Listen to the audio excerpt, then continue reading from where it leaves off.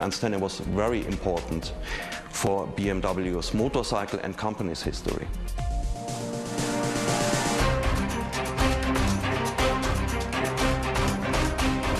From 1926 until 1937, Henne shattered speed record after speed record, and BMWs became famous as the fastest motorcycles in the world.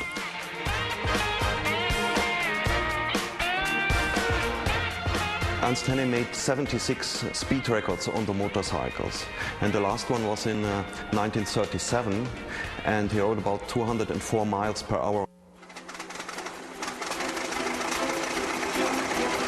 5 years after its first motorcycle, BMW began building cars.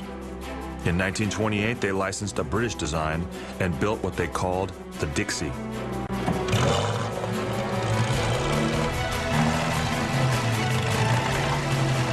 The first true BMW automobile was named the 315. It came out in 1935. The 315 had a top speed of 60 miles an hour. A BMW motorcycle called the R51, also built in 1935, could go 125 miles an hour.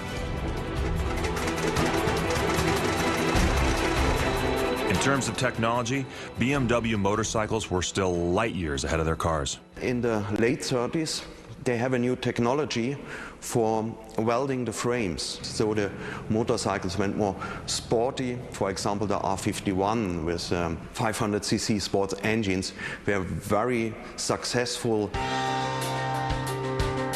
During his life, Ernst Henne witnessed a huge shift in the motorcycle world. Before World War II, motorcycles were solely used for daily transportation. After World War II, everything would begin to change.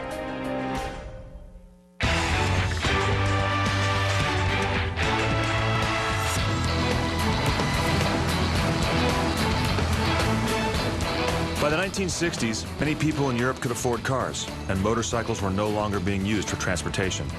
Now, they were used for sport and fun. BMW figured out how to provide both with a new line of motorcycles. At the end of the 60s, you have all these 750cc bikes on the market, like Honda, like the Italian brands, and also BMW offered new motorcycle line, the so-called /5 series.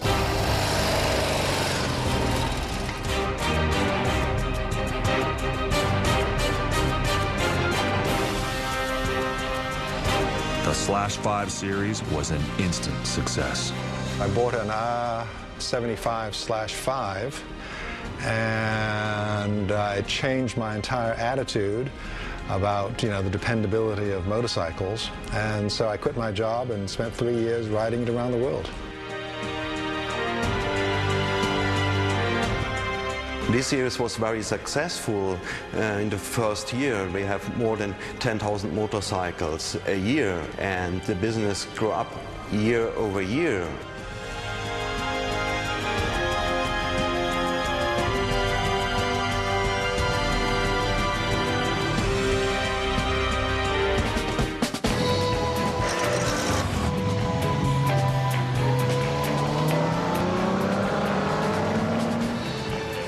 But by the late 1960s, BMW was making more money selling cars than motorcycles.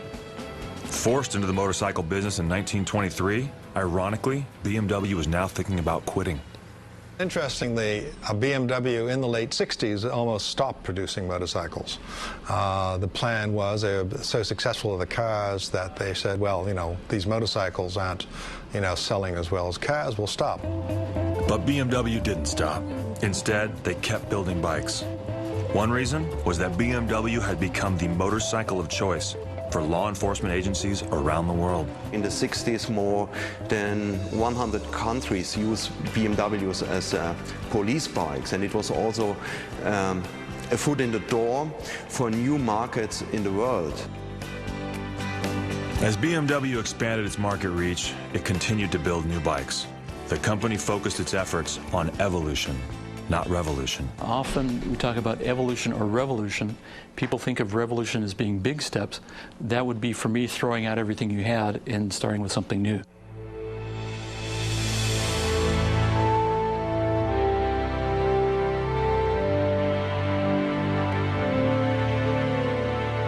BMW kept using its flat two-cylinder boxer engine, evolving it through the years with technical advances that kept making it more powerful. And BMW continued to use the drive shaft instead of a chain.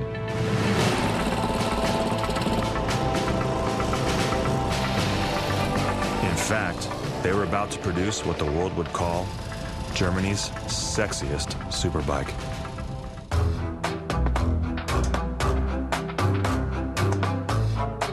In October of 1973, BMW chose the Paris International Motorcycle Show to reveal its latest design to the world. A breakthrough design called the R90S. The special model was the R90S, a very fine piece of motorcycle design. It was the first BMW available to the public that had a top speed of 125 miles an hour. Not only the top speed at this bike was fantastic, it was the average speed, for example, on a long racetrack like the Nürburgring in Germany. That was the unofficial test track of motorcycle journalists at this time. And R90S with 67 horsepower was faster than other bikes with 80 horsepower or more. The R90S was full of engineering innovations. It was the first BMW to have a separate speedometer and tachometer. It had the first steering dampener, a device that reduced shaking when the front wheel hit a bump.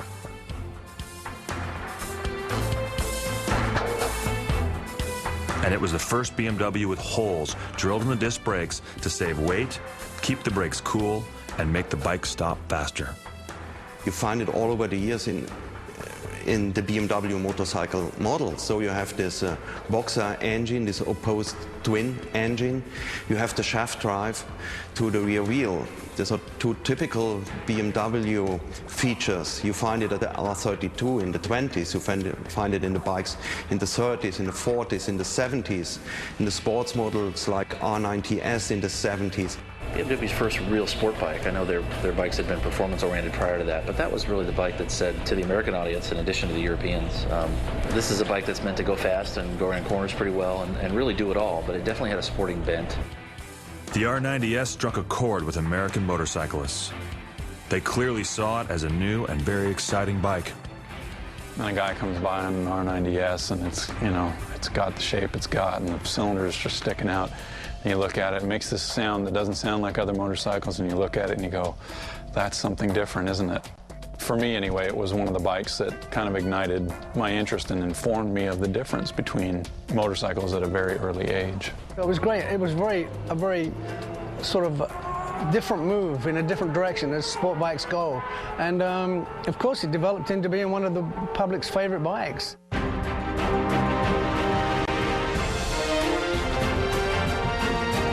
The R90S had a dual racing seat and a special cowling around the headlight. Each R90S was hand-painted, so no two bikes would ever look exactly the same. But every R90S shared the classic BMW design philosophy. It was the whole concept. It's like a little bit like the R32. It's not only a fast engine into a frame and some brakes on it. It was the whole concept, one piece of motorcycle that was very successful. While the R90S was engineered for speed, it came out years after BMW had stopped fielding a factory race team. But that didn't keep private riders from taking the bike racing. In 1976, Reg Pridmore, then a young British racer, won the first American motorcycle championship on a BMW R90S. The young Brit was living the American dream. As a kid, grew up loving everything I saw in American movies. Shooting cowboys and Indians. It goes on. But I really was a hard-working person. And I heard that if you worked hard in America, you got someplace. And I really had that intention.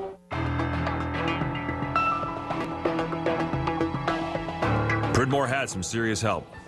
First, a BMW dealer in the U.S. sponsored him.